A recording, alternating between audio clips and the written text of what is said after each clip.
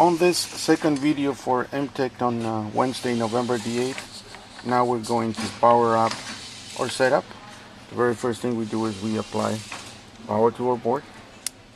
We have all the LEDs, and more importantly we have a power LED, we have the phase loss and the inhibit port because there's no three-phase AC, and the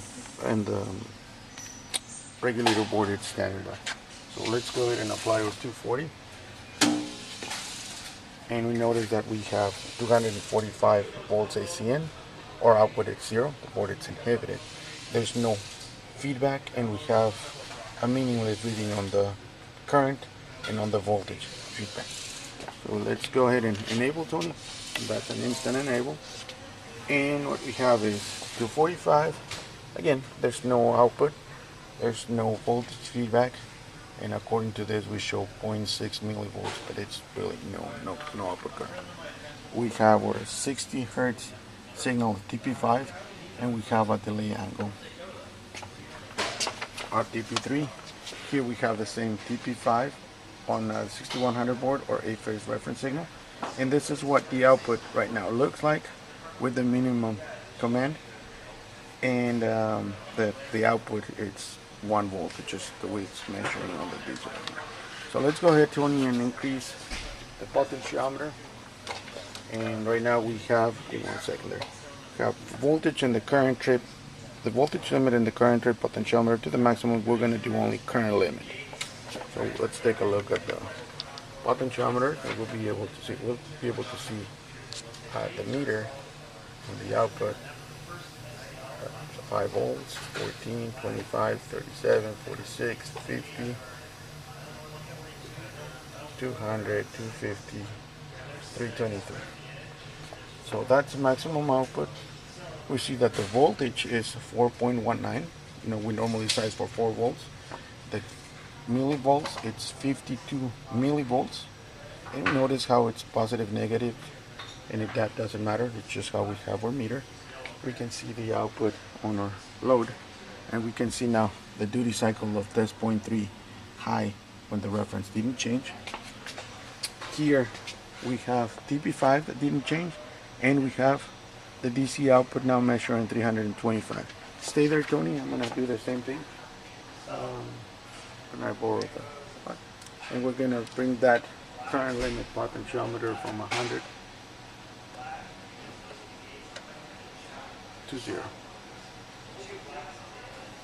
So you can see that's coming back, coming down, and if I try to go, this is a 1-turn pot. If I try to bring it in, we can also see that the meter right now says 188.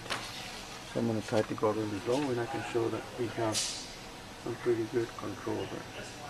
78, 75, and we can see that the board is actually controlling and holding steady depending on it. So if I bring that current limit all the way down, my output again is 0. Now I'm going to bring the voltage limit all the way down. I'm going to bring the current limit all the way up. And now I'm going to try to do the same thing with the voltage limit. There you go. There it is. There's got a little bit of control there. I have to adjust, and there I go. 23, 25, 30 volts DC output, 35, 55, 65, 70, 80, 98, until I eventually have full control. And that again, and now I can of course do a combination of voltage and current, and I can just control as I need to.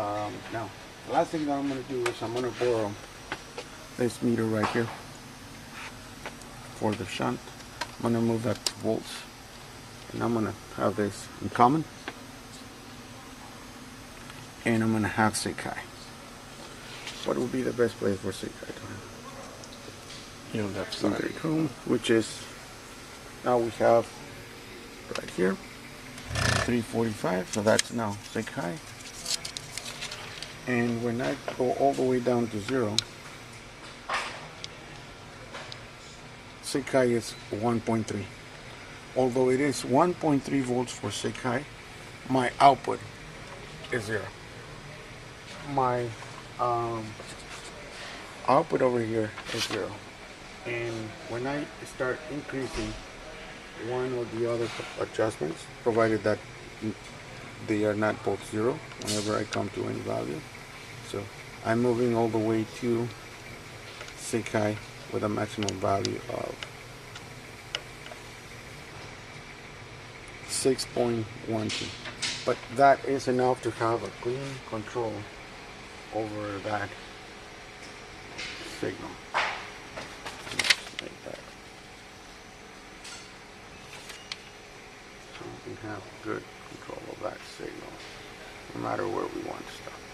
This is the end of the signal.